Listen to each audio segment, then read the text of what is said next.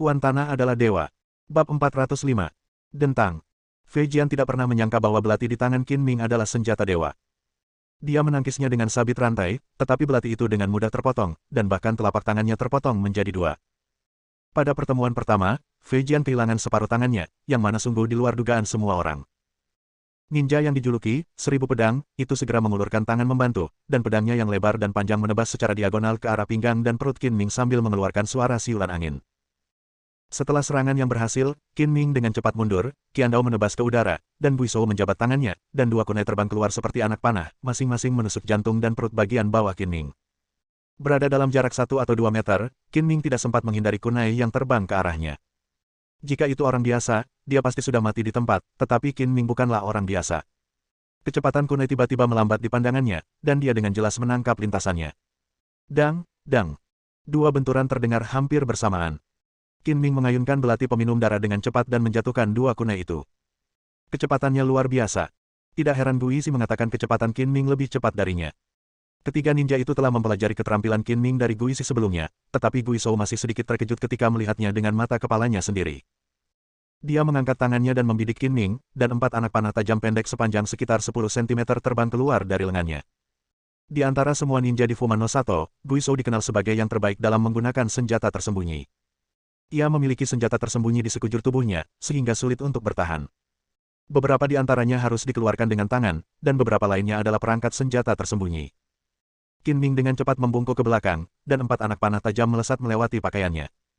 Dia terus berlari ke depan, langsung menuju mawar malam gelap yang berjarak 5 atau 6 meter. Setelah pertarungan, ketiga ninja itu hanya peduli dengan keselamatan rekan mereka, dan sama sekali mengabaikan nyawa Heimdall, Dark Cross, dan yang lainnya. Tentu saja, jika Heimdall dan Dark Cross berhadapan dengan Qin Ming, mereka tidak akan peduli apakah mereka akan secara tidak sengaja melukai kedua pihak lainnya. Dark Knight Cross mendengus dingin dan mengayunkan pedang ramping di tangannya. Pedang itu hampir tak terlihat di lingkungan yang remang-remang. Dengan suara logam yang beradu, keempat anak panah itu tersapu. Sialan, kau buta dan tidak peduli dengan hidup kami. Kalajengking itu tidak dapat menahan diri untuk tidak berteriak marah.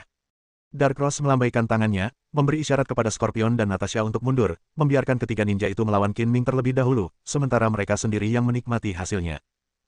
Pada saat yang sama, saat Qin Ming bersandar, Qian Dao melompat dengan langkah yang kuat, memegang pedang besar tinggi di atas kepalanya dengan kedua tangan, dan menebas dengan keras dengan kekuatan membelah Gunung Hua.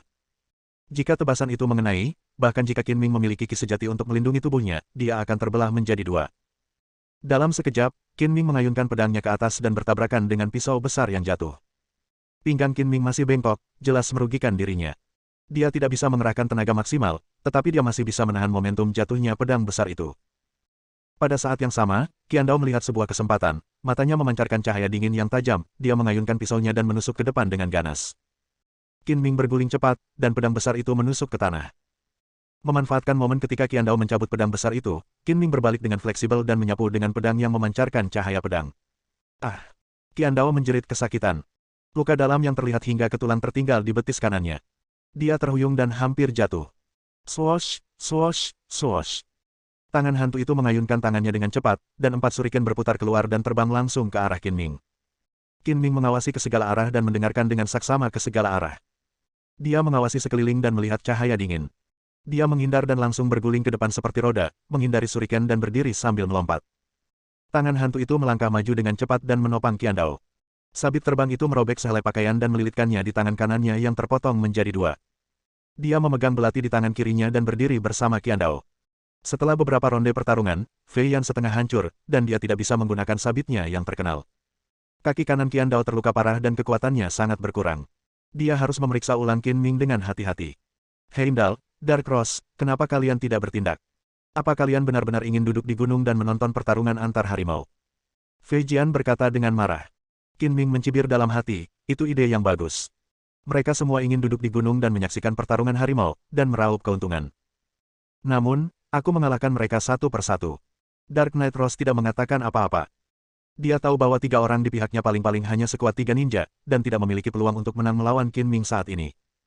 Sudah saatnya bagiku, seorang lelaki tua, untuk meregangkan otot-ototku. Pada suatu saat, Heimdall mengambil senapan serbu milik 2 tentara bayaran yang tewas, masing-masing di tangan, dan menarik pelatuknya ke arah Qin Ming. Qin Ming melesat secepat hantu dan membunuh ketiga ninja itu lagi, menggunakan ninja tersebut sebagai perisai manusia untuk memblokir peluru. Inilah yang ingin dilihat Heimdall, melepaskan dua tembakan dan kemudian segera berhenti menembak. Bagaimanapun, cepat atau lambat ketiga ninja itu akan bersaing dengannya untuk mendapatkan tulang dewa, jadi lebih baik biarkan para ninja dan Qin Ming bertarung sampai saling menghancurkan, dan dia akan meraup keuntungan dan melihat keterampilan Qin Ming. Baka. Ketiga ninja itu mengumpat serempak, namun mereka tidak tega meninggalkan Qian Dao yang memiliki cacat, sehingga mereka harus melawan lagi. Tangan hantu itu mengayunkan lengan kirinya dengan kuat, membuat gerakan seperti menamparkan, dan 8 anak panah pendek terbang keluar dalam 2 baris. Belati Qin Ming beterbangan, cahaya pedang berputar, terdengar beberapa suara berdenting tajam, percikan api beterbangan, dan ke-8 anak panah berhasil diblokir dalam sekejap mata. Qian Dao menggertakkan giginya, menyerbu dengan kuat, dan menebas dengan pedang besarnya dengan kekuatan yang tak terhentikan. Qin Ming melangkah mundur, dan pedang besar itu melintas di depannya. Karena pedang besar itu berat dan serangan 1000 pedang itu ganas dan kuat, mustahil untuk menggunakannya sefleksibel pedang biasa. Setelah menebas di udara, Qian Dao memutar pergelangan tangannya, berpikir untuk membalas dengan pedang. Namun sebelum dia bisa mengangkat pedang, Qin Ming menginjak bagian belakang pedang yang lebar. Lengan Qian Dao tenggelam dan pedang itu menghantam tanah. Segera setelah itu, Qin Ming berlari ke depan dengan kakinya di belakang pisau itu lincah seperti monyet. Setelah mengambil 2 langkah, dia tiba-tiba terbalik di udara dan menendang dagu Qian Dao dengan keras. Krak! Suara tulang patah yang menusuk gigi terdengar, dan seluruh rahang Qian Dao hancur berkeping-keping, meninggalkan kekacauan berdarah. Adegan tragis itu tampak sangat menakutkan. Jeritan terdistorsi keluar dari tenggorokannya, dan dia jatuh terlentang. Ribuan tebasan. Fei Jian meraung sedih, mengetuk tanah dengan kedua kakinya, dan melompat keluar seolah-olah dia sudah keluar dari garis. Belati di tangan kirinya dengan kejam menusuk Qin Ming yang hendak jatuh ke tanah setelah jungkir balik. Meskipun Qin Ming berada di udara, serangannya tidak lambat. Saat dia mengayunkan lengannya, belati itu menebas di udara, dan cahaya pedang yang tajam menerjang ke bawah, meninggalkan luka pada Fei Jian yang menembus dada secara diagonal, seolah-olah isi perutnya telah dikeluarkan. Tidak ada seorang pun yang akan selamat dari pukulan seberat itu. Fei Jian berhenti dan menjerit melengking. Mengetahui bahwa hidupnya dalam bahaya, dia menggunakan sisa tenaganya untuk meraih belati dan terus menusuk ke depan. Saat ini, kaki Qin Ming sudah menginjak tanah. Dia mengulurkan tangan kirinya secepat kilat untuk meraih pergelangan tangan Fei Yan, dan bergegas maju bersama Fei Yan. Kedua pria itu melangkahi Qian Dao yang terjatuh. Langkah kaki Qin Ming bagaikan beban seberat 1000 pon, menambah kekuatan. Dengan setiap langkah, dada Qian Dao hancur. Gunung itu pun runtuh, dan tulang-tulangnya patah. Darah mengucur dari mulut dan hidungnya seakan-akan ia tertimpa gunung yang menurun. Ia meninggal bahkan tanpa sempat bernapas. Melihat kedua rekannya tewas mengenaskan, Ghost Hand pun diliputi duka. Ia melompat dan berbalik cepat, dan semua senjata tersembunyi di tubuhnya terlempar keluar sekaligus. Cahaya dingin menyambar dan suara menembus udara terdengar. Qin Ming menggunakan Fei Jian sebagai tameng di depannya dan menghindar. Sebagian besar senjata tersembunyi jatuh pada Fei Jian, mengubahnya menjadi landak, lebih mematikan daripada mati. Setelah melihat betapa kuatnya Qin Ming, Ghost Hand tahu bahwa dia bukan tandingan Qin Ming. Dia melemparkan senjata tersembunyinya dan menjauh darinya, lalu melesat ke sisi Heimdall dan berteriak, "Tembak dia cepat, bunuh dia." Dadada, dadada. Heimdall menarik pelatuknya, dan peluru menyembur keluar dari moncongnya seperti 2 naga api yang saling terkait. Qin Ming mendorong sabit itu dengan kuat dan bergegas keluar dari pabrik dengan kecepatan tinggi. Peluru mengejar langkah kakinya dan menyapu melewatinya, dengan asap mengepul di mana-mana. Tubuh Fei Jian hancur berkeping-keping, darah dan daging berceceran di mana-mana. Kematiannya sangat mengerikan untuk disaksikan. "Kau!" Ghost Hand menggertakkan giginya karena marah, memaksa dirinya untuk menahan diri, dan menelan sisa kata-kata itu.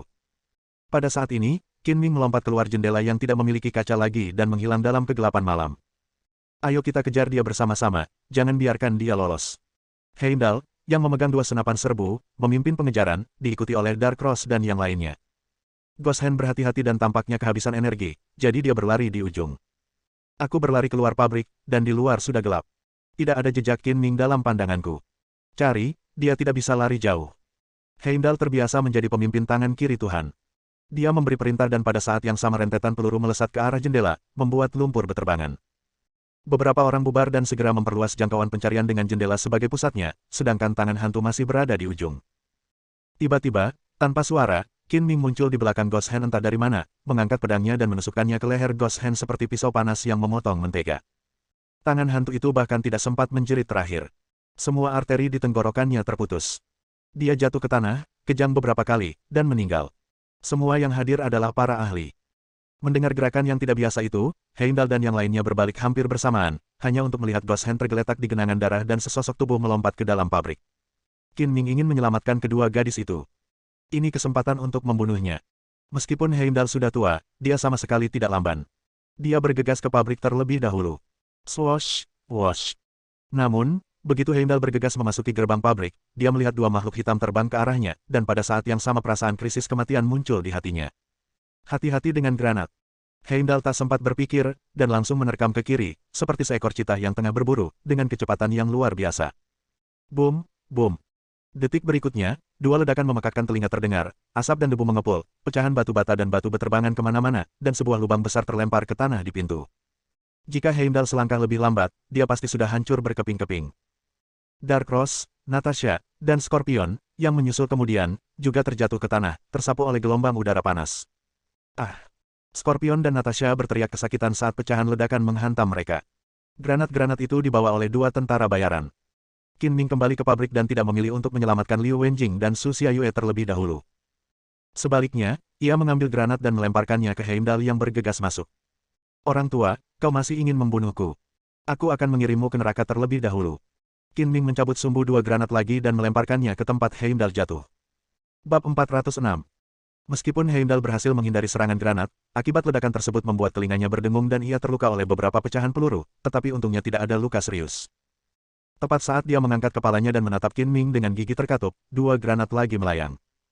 Jika itu adalah orang biasa, mereka hanya akan menatap dan menunggu kematian. Datang lagi. Apa kau benar-benar mengira aku pengganggu? Heimdall marah dan penuh kebencian. Tangan kirinya memancarkan cahaya putih dan dia mengipasinya dengan sekuat tenaga.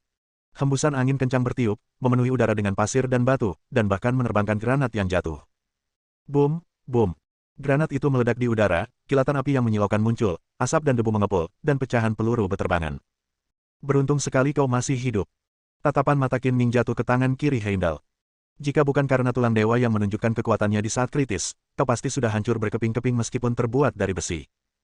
Sambil menunggu pecahan peluru jatuh, asap dan debu belum hilang, dan Heimdall berdiri dengan agak malu, dengan wajah yang mengerikan. Kau pikir kau bisa membunuhku hanya dengan dua granat? Kau terlalu naif. Sekarang aku akan membiarkanmu merasakan kekuatan sejati tulang dewa. Merupakan kehormatan bagimu untuk mati di bawah tulang dewa. Tiga ninja sebelumnya hanya pemanasan, yang membosankan. Aku juga ingin melihat kekuatan tulang dewa. Kata Qin Ming dengan penuh minat. Angin kencang yang diciptakan oleh telapak tangan Heimdall cukup untuk menerbangkan granat, yang menunjukkan kekuatan tulang dewa. Meskipun Qin Ming tidak takut, dia tidak berani ceroboh dan waspada penuh. Pergilah ke neraka. Sekarang setelah tiga ninja dari Fumano Sato mati, tidak ada yang akan bersaing dengannya untuk mendapatkan tulang-tulang suci dari Qin Ming. Heimdall tidak perlu menyembunyikan kelemahannya. Dia tiba-tiba mengulurkan tangan kirinya, dan bayangan telapak tangan besar yang tingginya lebih dari setengah orang melesat lewat dan menabrak Qin Ming secara langsung seperti bukit yang bergerak. Mempertimbangkan keselamatan Liu Wenjing dan Su Xiaoyue untuk menghindari mereka terluka secara tidak sengaja, Qin Ming dengan cepat bergerak ke samping dan melompat lebih dari 10 meter jauhnya. Bayangan pohon palem itu meleset dan terus melaju ke depan dengan kekuatan dahsyat hingga menghantam dinding pabrik. Dengan suara keras, ledakan, batu bata itu pecah dan sebuah lubang besar muncul di dinding, dengan kekuatan yang luar biasa. Sebelumnya, Heimdall telah menyaksikan kekuatan Qin Ming dan tidak ingin memberi Qin Ming kesempatan untuk melakukan serangan balik dari jarak dekat. Dia melambaikan tangan kirinya terus-menerus, dan bayangan telapak tangan besar beterbangan, seperti telapak Tathagata yang jatuh dari langit. Bang, bang. Suara tumpul itu terus berlanjut, meninggalkan jejak telapak tangan besar di tanah dan puing-puing semen beterbangan, seolah-olah tim konstruksi sedang merobohkan sebuah pabrik. Kaki Qin Ming bergerak bagaikan angin, dan dia melesat bagaikan hantu, dengan gesit dan cekatan menghindari bayangan telapak tangan. Orang tua, apakah ini semua yang kau miliki? Itu tidak cukup baik. Ketiga orang Darkross juga masuk dari luar, melihat bayangan pohon palem beterbangan di langit dan separuh pabrik hancur. Mereka tak kuasa menahan napas dan menatap Heimdall seolah-olah dia monster. Apakah ini kekuatan tulang dewa? Luar biasa.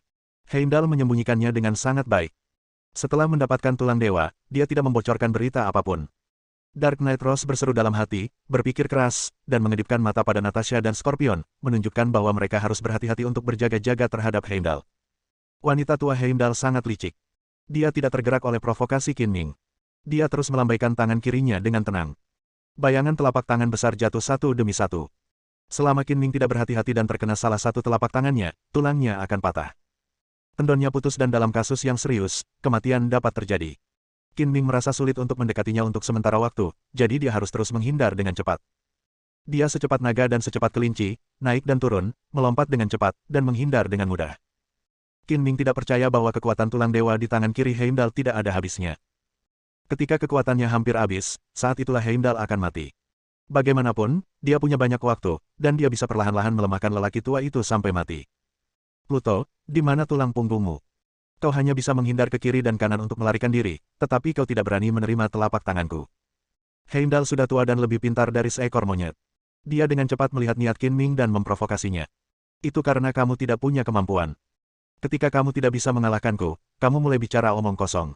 Tulang dewa itu hanya akan sia-sia di tanganmu. Qin Ming membalas.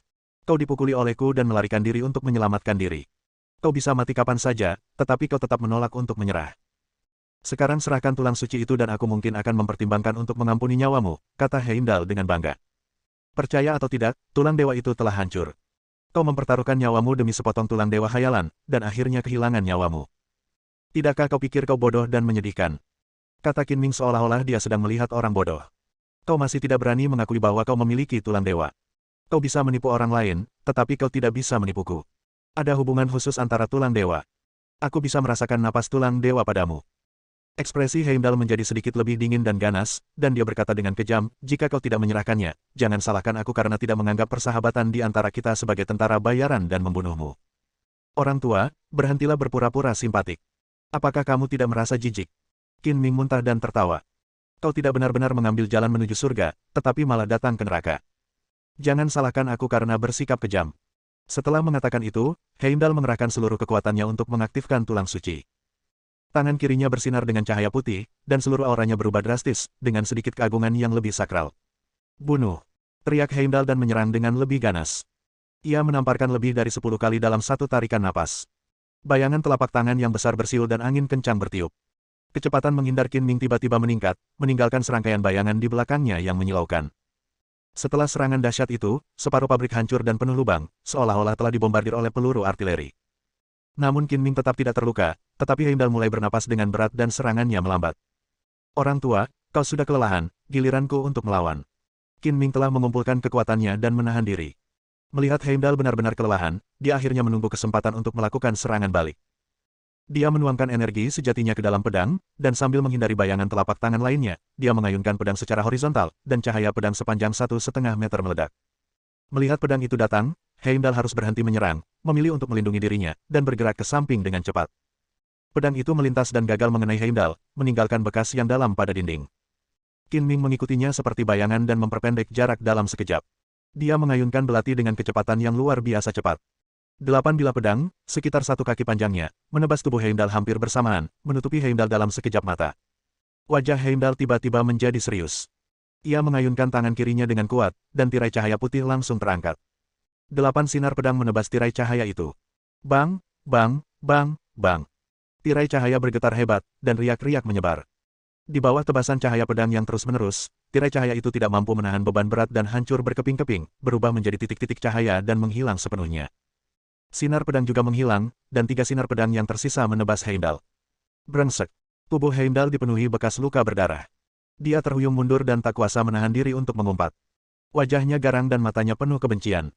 Sialan, aku akan membunuhmu. Heimdall sangat marah, hampir gila, dan tinju kirinya yang bersinar dengan cahaya putih maju dengan kekuatan yang luar biasa, bertabrakan dengan belati yang ditebas Qin Ming. Jika orang biasa, menggunakan tangannya untuk menangkis pedang itu akan seperti memukul batu dengan telur, tetapi tangan kiri Heimdall telah digantikan dengan tulang-tulang dewa, sekeras berlian. Meskipun kulitnya tergores, tulang-tulangnya baik-baik saja, dan tampaknya ada percikan api yang berterbangan samar-samar. Betapa kerasnya tulang dewa. Bahkan sekuat pedang yang dapat memotong besi seperti lumpur. Qin Ming diam-diam terkejut. Dia mundur beberapa langkah dan berkata dengan nada menghina, jika kamu tidak memiliki tulang dewa, kamu pasti sudah menjadi mayat sejak lama. Berhenti bicara omong kosong dan berikan aku hidupmu. Heimdall benar-benar kehilangan kesabarannya setelah gagal mengalahkan Qin Ming. Dia mengambil sikap putus asa dan meledakkan dengan tinju seberat gunung. Udara meledak, dan bayangan tinju sebesar karung pasir lewat dengan siulan tajam, seperti trompet kematian yang ditiup oleh dewa kematian. Mari kita lihat tinju siapa yang lebih kuat. Bayangan tinju itu seperti bola meriam yang ditembakkan, tiba dalam sekejap mata, tetapi Qin Ming lebih cepat dan menghindarinya secepat hantu.